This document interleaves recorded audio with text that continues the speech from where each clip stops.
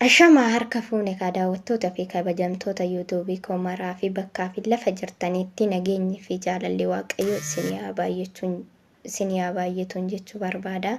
Anis yeroo maraa kan na eeggattanii karaa fuula yuutuubii kootiitiin kan na eeggattanii walaloo fi adda addaa yeroo isinii fidee kanan dhufuudha. Innis har'a warroonni duraan dursee warroonni mana kootii fi haarawaa taatanii laayikii fi koomentii, sheerii, sabiskiraayibii gochuu hin dagatinaa. Anis laayikiin keessanii fi sheeriin keessanii fi koomentiin keessan waan na jajjabeessuuf sabiskiraayibii naa godhaan akka yeroo hundaa simbira ga'uun immoo sabiskiraayibii godhaa ta'uu notifikeeshinii keessan banadhaan asumarraan dhaamsa kiyyaa namni waanuma beekuun waanuma beekumsa beekuu wal gorsaa. Anis immoo beekumsuma naaf kennee xiqqoo taatus beekumsuma naaf kennee fi walaloo immoo isinii qabadhee dhiyaadheera jechuudha. Walalichis mata duree isaa maal jedha? Maaliif wal qoqqooddu jedha. Barnoota guddaa irraa barattu jedheen ni yaada. Dammoo ni barattus maaliif dhaamsa guddaa waan qabuuf jedha isiniif jedha. Maaliif wal qoqqooddu? Maaliif wal qoqqooddu? Maaliif shawaa qeeqxu? Maaliif wallagga jettu? Maaliif arsii jettu? Maaliif gujii jettu? Maaliif baalee jettu? Maaliif jimma jettu? Maaliif arsii jettu? Maaliif kamisee jettu? Oromiyaan tokko ilmaan haadha tokko. Oromiyaan tokko ilmaan haadha tokko. Maaliif waliin ooddu? Maaliif waliin ooddu? Maaliif waliin ooddu? Maaliif wal qoqqooddu? Nuti ilmaan tokko, nuti afaan tokko, nuti saba tokko, nuti lammii tokko. Lakki yaa Oromoo, lakki yaa saba koo. Wal qoqqooduu dhiisaa, lakkii tokko taana. Tokkummaa keenyanis ni jabeeffanna. Tokkummaa ni jabeeffanna. Kanaaf ilmi haadha tokko biyyaaf ganda dhiisaa. Lakkii harmeen teenya tokko Oromiyaanis takkaadha. Oromiyaanis takkaadha. Jimma jechuu dhiisaa. Baale jechuu dhiisaa. Arsii jechuu dhiisaa. Shawaa jechuu dhiisaa. Gujii jechuu dhiisaa. Nuti tokkodha. Nuti tokkodha. Warreen nu wareegamanii akka Taaddasaa Birruu, kan akka Agarii Tulluu, kan akka Bishee Garbaa, kan akka Bakar Waaree, kan akka Garasuu Dhukii, kan akka Huseen Booree, kana qofaa miti Oromiyaadha fi kan wareegamanii Abbuna Phexros gooticha amantaa Oromiyaaf jedhee lubbuusaa kennate. Oromiyaaf jedhee lubbuusaa kennate. Ilaaliyaa sabaa gootichi suni Salaalee fi Shawaadhaa fi hin wareegamne. Oromiyaarraa Oromiyaadhaa fi kunoo wareegame. Ilaaliyaa lammii kee isa duuba darbee seenan ni yaadata. Maa irraanfattu laata? Maaliif wal qeeqxu laata? Maa irraanfattu laata? Maaliif wal qeeqxu laata?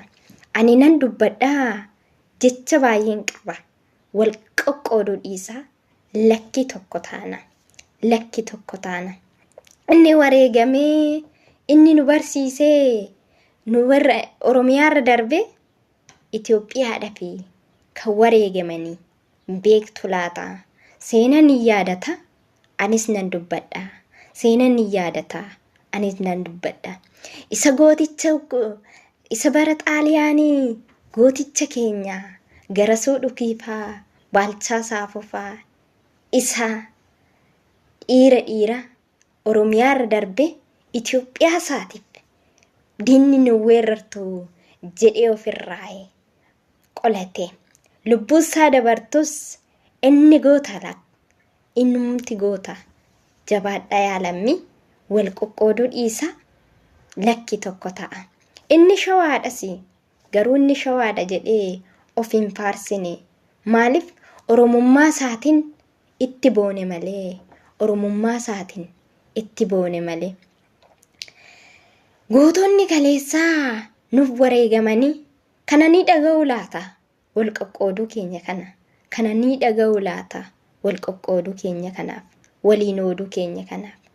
Ani gaafan jedhu baay'ee keessi kiyya anoona hiddama akkamiin dubbadhu dubbiillee nan dhabaa jechaaf kanan qabu waliin ooduu keenya kanaaf wal qoqqooduu keenya kanaaf. Ilaali yaalamii mixiini wal qabatteet laga ceeti nutis maaloo tokko taanaa tokkummaa keenyanis diina dhuftellee ofirraa darbannaa. Gorsa koo dhagahii wanta sitti himuu ana xiqqoodha jettee hin tuffatiin. Dhagayaa namaa dhagayaa saba haga dhumaatitti dhaggeeffadhu. Wal qoqqooduu dhiisne tokkoof tokko taane tokkummaa jabeessine gara fuulduraattis nama kaayyoo taane Oromiyaa teenya ni bareechina. Lakkii waliin qoqqoonnu, lakkii waliin hinoonnu, lakkii waliin qoqqoonnu, gandaanis waliin qoqqoonnu, godhinaanis waliin qoqqoonnu. Oromoon tokkodha. Dhiigni keenya tokko. Jaalala horanna. Ilmaan haadha tokko. Jaalala horanna. Ilmaan haadha tokko. Ani hin baay'isuu jecha xiqqoo tanaa waan guddaa godhaati irraa baradhaanis dhaamsa kiyya kunoo. Egaa ka daawwattoota fi kabajamtoota koo YouTube koo maraa fi gorsa xiqqoorra waa guddaa baratu. Maal jedha Oromoon yeroo mammaaku? Oromoon gaafa mammaaku maal jedha? Dubbiin baay'ateedhaaf harreetti fe'amuu jedha. Anis immoo dubbiin baay'ateedhaaf yookiin jechoonni walaloo kootiif baay'ateedhaaf harreetti hin fe'an. Namni qabachuu danda'u waa lamarraa waa tokkorraa qabata. Kanaafuu ilmaan Oromoo, ilmaan haadha tokko, ilmaan lafee tokko, nuti lafee tokko, nu ilmaan Oromoo dhiiga tokko, yaada tokko qabaachuu qabna. Daandii tokko qabaachuu qabna.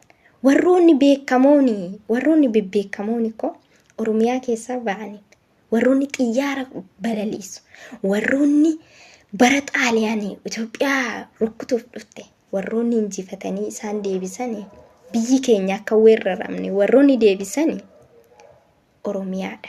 Kanaafuu waliin qoonnu, waliin hinoonnu, tokko taana.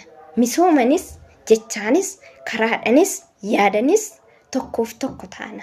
Asumarraan dhaamsa kiyya.